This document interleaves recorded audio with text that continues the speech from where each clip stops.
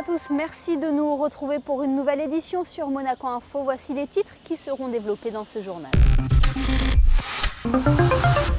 La direction de l'expansion économique et le CFM Indo-Suez ont invité les chefs d'entreprise de la place monégasque ce matin pour parler croissance. Fabien Bonilla vous en dira plus. Nous parlerons recherche clinique à l'occasion des 10 ans de partenariat entre le centre hospitalier Princesse Grace et le centre scientifique de Monaco. Vous découvrirez les œuvres vendues aux enchères vendredi au profit de Fight-Heads Monaco et du comité Maria Letizia Verga. Et enfin, notre focus info du jour est consacré au salon Monaco Luxpack qui se tient jusqu'à demain au Grimaldi Forum.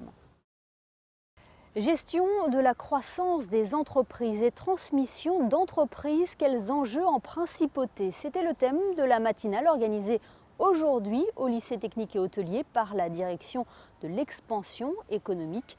Une équipe de Monaco Info était présente et Fabien Bonilla vous en dit plus.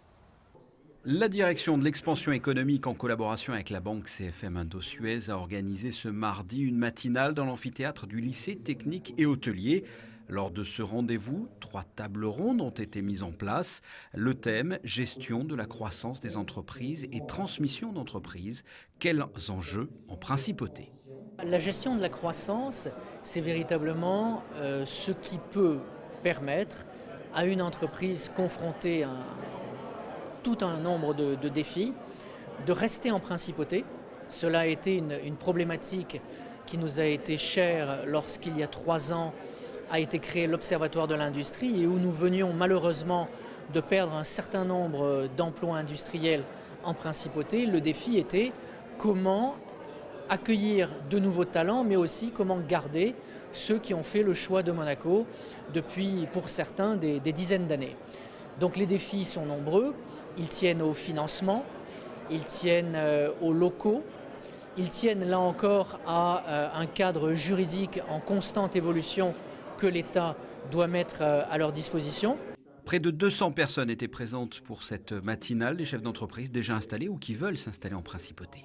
Nous avons co-invité CFM Indo-Suez d'un côté et la direction de l'expansion économique de l'autre, tout un public de privés, également de chefs d'entreprise, bien évidemment, souvent concernés par ces problématiques de cession, de transmission, de croissance, bien évidemment, de leur entreprise sur Monaco. Et enfin, d'institutionnels qui participent au quotidien auprès de ce tissu entrepreneurial, au développement de la sphère entrepreneuriale sur Monaco.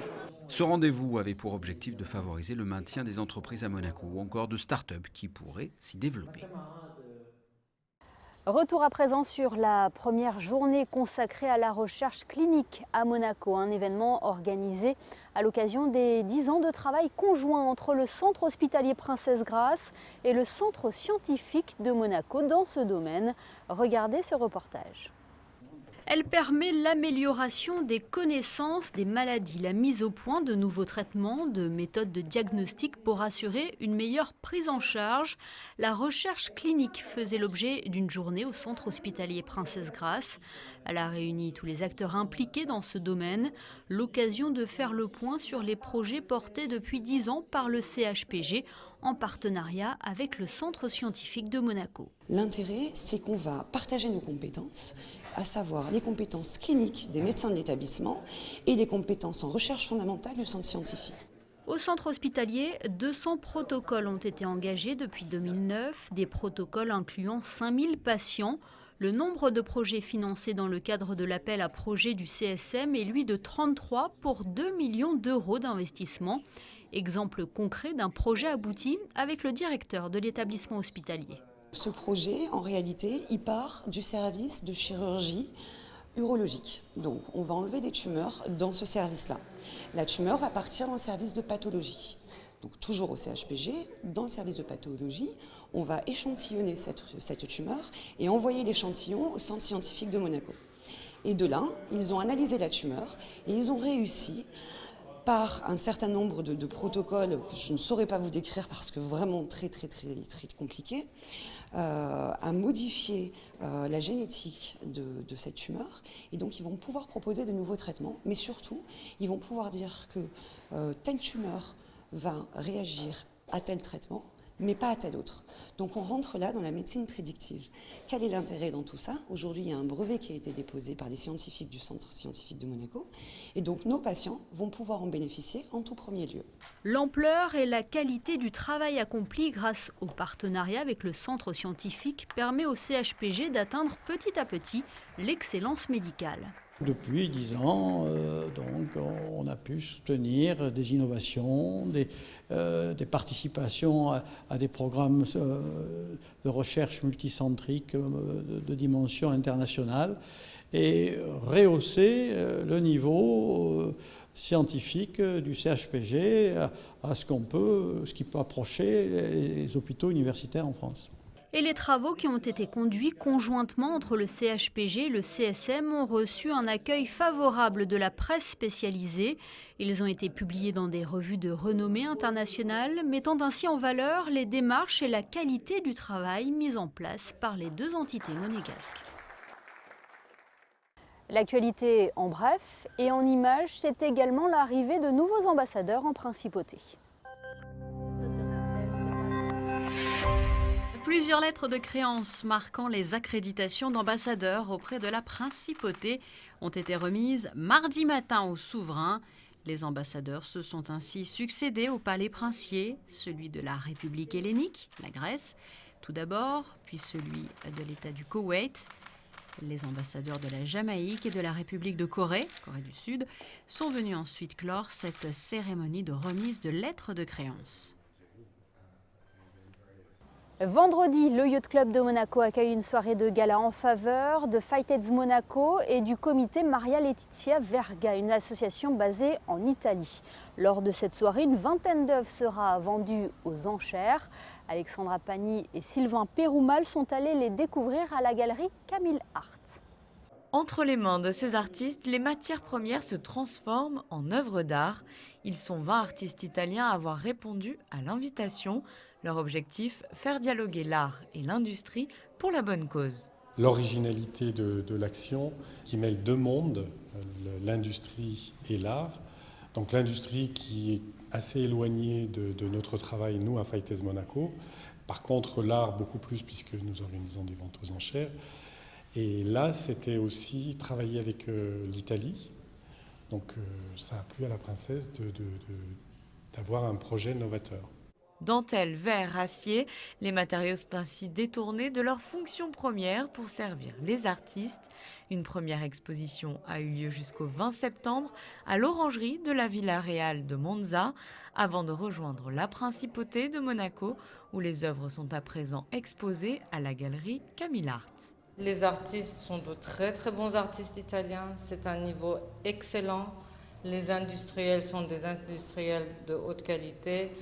Et c'est vraiment un projet très novatrice et ça correspond à notre activité aussi de galerie d'art contemporain. Camille, qui est architecte d'intérieur et qui est en plein dans les industries, l'idée lui a vraiment plu. Et voilà, c'est quand il y a la qualité, en plus pour une bonne cause, pourquoi pas. La vente aux enchères se déroulera le 5 octobre au Yacht Club de Monaco. Les fonds récoltés durant cette vente seront reversés à Fighteds Monaco, engagé depuis de nombreuses années dans la lutte contre le VIH, et au comité Maria Letizia Verga de Monza, qui finance depuis près de 40 ans des projets sur l'étude et les traitements de la leucémie infantile. Passons à notre grand format du soir à présent. Il est consacré au Monaco Luxe Pack qui a ouvert ses portes hier au Grimaldi Forum. Il s'agit du salon de l'emballage haut de gamme où sont réunis quelques 470 professionnels du secteur qui présentent leurs dernières innovations. Ce Focus Info est signé Dominique Poulain.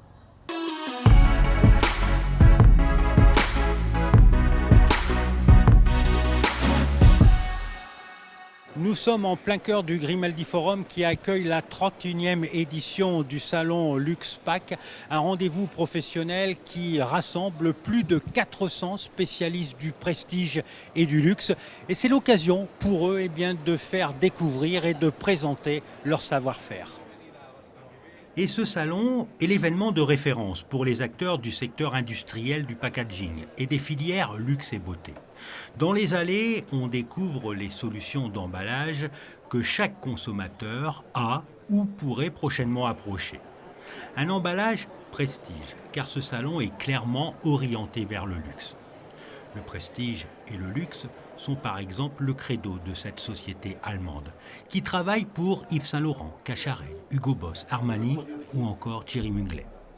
Ces flacons génèrent non seulement de nouvelles références technologiques, mais également techniques, obligeant les verriers à réaliser des prouesses au niveau des formes et des épaisseurs de verre. Vous avez deux grandes familles en fait. Et ce qui correspond en parfumerie, toujours aux deux tendances fondamentales. Soit vous avez des flacons qui sont lourds, qui cherchent par la pureté du verre, par leur facette très nette et leur rayon très aigu, à imposer le verre en premier lieu. Donc c'est la première famille. Et la deuxième famille, c'est des flacons hautement décorés ou avec des décors très complexes. Donc la mise en valeur provient par le décor. Ici, vous voyez, donc, vous avez sur ces flacons, cette partie-là est en verre aussi, et c'est un verre qui est métallisé. Et la métallisation vient tout simplement simuler un accessoire en métal. C'est ce qui caractérise, si vous voulez, la société Heinz-Glass. Parce que si nous sommes depuis 1622 un grand verrier, nous sommes aussi maintenant un grand décorateur.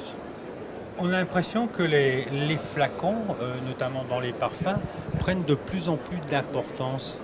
C'est évident parce que c'est le premier contact du client avec du consommateur avec le produit et qui est décisif pour son premier achat.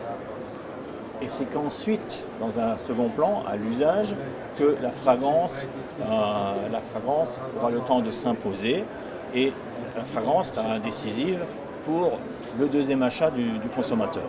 L'industrie du packaging est, pour ce qui est du secteur de la beauté, plus innovante et dynamique que jamais. La France est d'ailleurs un modèle du genre, suivi par l'Allemagne et l'Italie. Plusieurs raisons expliquent ce dynamisme français. La France est traditionnellement le pays de la parfumerie cosmétique. C'est en France que sont nés et prospèrent les plus grands groupes mondiaux du secteur. Cette société basée près du Mans, dans la Sarthe, s'est spécialisée dans le domaine de l'emballage transparent. Elle travaille avec des matières premières à base de recyclés et qui sont recyclables à 100%, dans un souci de produire tout en préservant l'environnement.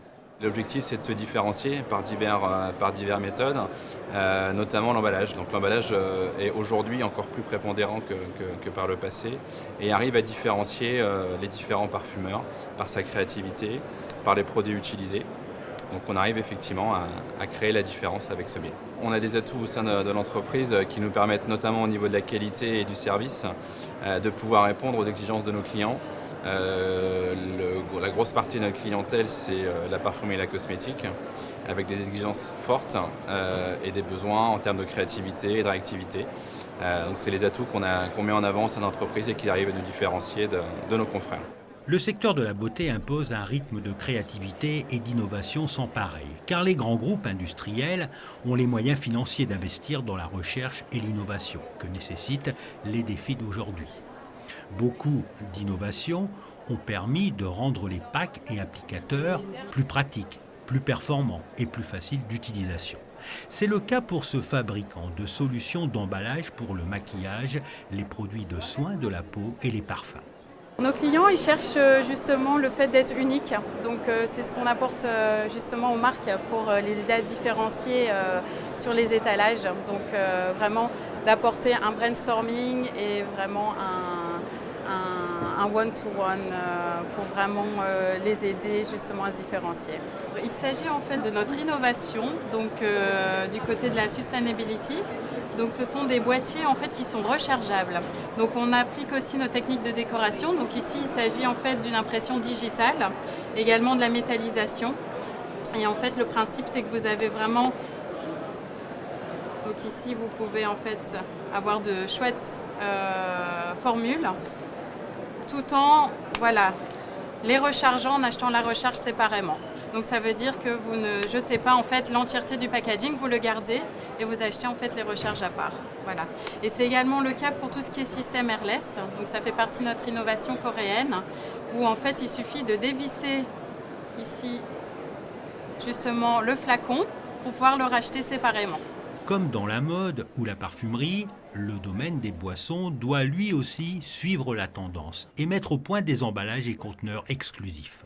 Dans le whisky notamment, vous avez des whiskies très haut de gamme qui utilisent des bouteilles extrêmement classiques parce que là vous allez avoir une clientèle qui sait exactement ce qu'il y a dans la bouteille et qui recherche ce qu'il y a dans la bouteille. Maintenant, en prenant l'exemple d'une vodka ou d'un gin, il y a tellement de nouveaux produits sur le marché, de gins différents, que l'emballage compte énormément puisque les gens veulent quelque chose de nouveau, veulent se différencier par rapport à leurs voisins, veulent aussi faire des surprises, découvrir de nouvelles choses. Dans la vodka, j'ai rien contre la vodka personnellement, mais souvent une vodka et une autre vodka, c'est à peu près le même goût, surtout que c'est un produit qui, surtout en Europe de l'Ouest, est mélangé à autre chose. Donc en effet, l'emballage a énormément d'importance, parce que je pense que si on fait un test à l'aveugle avec des vodkas dans des bouteilles neutres, il y a très peu de gens qui savent reconnaître une vodka d'une autre. Or, l'emballage permet de différencier et de reconnaître le produit, donc c'est en effet très important. Le marché de l'emballage de prestige et de luxe semble bien se porter. Une majorité de fabricants présents sur ce salon n'hésitent pas à dire que leur carnet de commandes est plein. Voilà pour l'essentiel de l'actualité en principauté. Découvrons ensemble à présent les prévisions météo pour les prochains jours avec Sandrine Nègre. Mercredi, un plein soleil dans le ciel monégasque avec un mercure compris de 14 à 22 degrés. Jeudi, un temps similaire, pas de nuages à l'horizon, comptez de 16 à 24 degrés. Vendredi et samedi, un ciel très dégagé, présence d'une légère brise venue d'Afrique qui permettra au mercure de remonter un peu le matin, 17 degrés. Dimanche, en revanche, net changement avec des orages et de la pluie. Température en baisse, le parapluie sera l'accessoire de rigueur. Ce journal est à présent terminé. Merci de nous avoir suivis. Dans quelques instants, retrouvez les sorties cinéma de la semaine sélectionnées par José Sacré. Très belle soirée à tous sur Monaco Info.